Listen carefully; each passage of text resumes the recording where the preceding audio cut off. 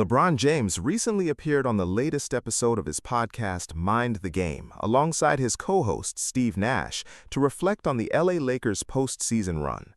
The episode covered their first-round series against the Houston Rockets, a 4-2 victory that LeBron seemed quite comfortable celebrating. What didn't get nearly as much attention, however, was the context surrounding that series.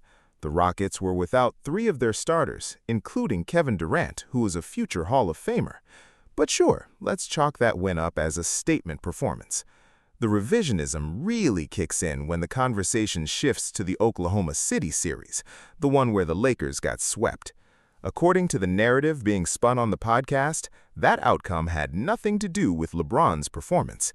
The explanation? They were simply outmatched due to injuries. Never mind what the team looked like before those injuries hit.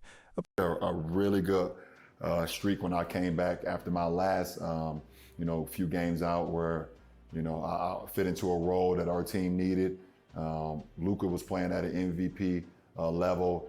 AR was playing at an all-star level, and we were just on fire. We were winning games. We were defending at a high level. We was one of the best offensive teams in the league, one of the top 10 defensive teams in the league.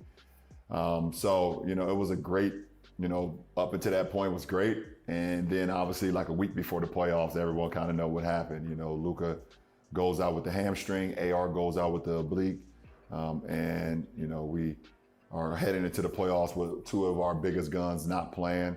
Pay no attention, none whatsoever. But let's not gloss over what actually happened on April 2nd, because that game deserves its own conversation.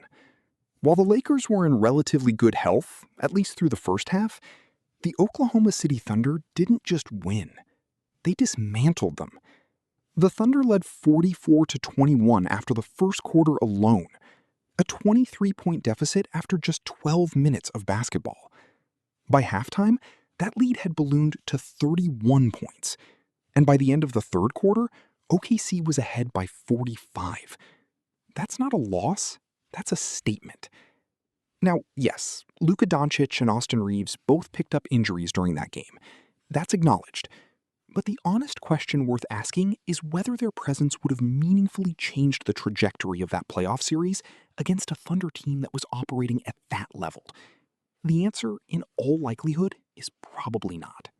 If that's the case, who are all failures, if that's always the narrative. Because there's only one champion, every year. So, I have the passion and the admiration to host the Larry O'Brien Trophy up every single year, but I also have a realization of, what particular team I have been a part of in that particular year. Yeah, because Bron, after all, is the ultimate competitor, but wants everyone to know they just really couldn't compete this season.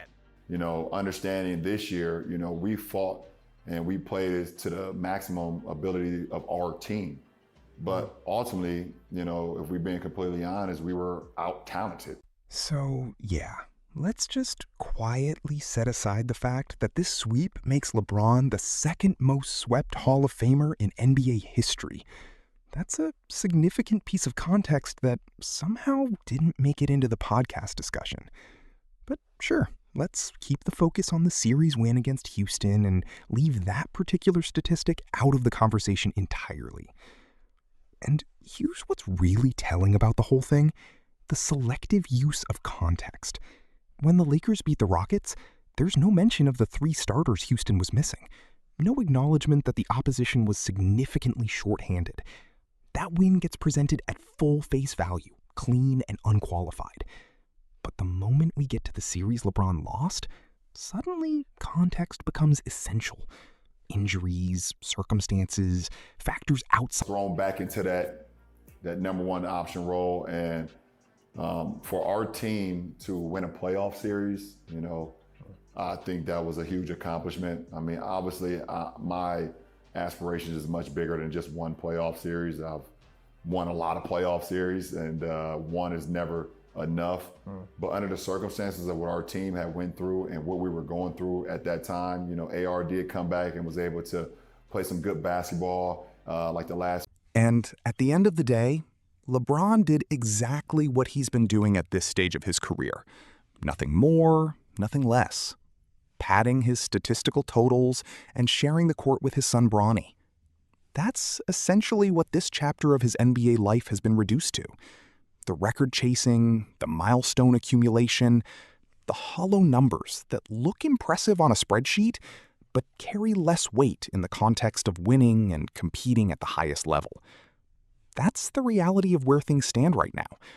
More records, that's all pretty cool. I love that. But one of the most impressive things for me to be out there in the playoff game with Bronny, we had a stretch in one of those games. I think it was game 3 in Houston where we ran off 10 straight points between the two of us in a postseason game. That was a moment where I kind of blacked out and was like, what is going on? Wow, how amazing this is right now. It was a successful season. Like I said, to be able to play, at a high level, know that I could still play at that high level, carry a team into the playoffs at that point in time, and then help a team win a playoff series at my age and stage of my career. It was pretty special. So July rolling and maybe into August, we start to kind of get a feel of, what my future may look like. If it's continuing to play the game that I love, which I know I can still give so much to the game and play at a high level, or if it's not. So, but I have not got to that point yet. And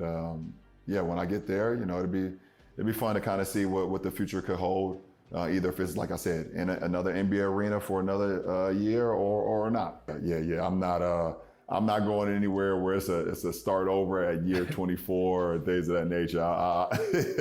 Yeah. When exactly has LeBron ever operated any other way?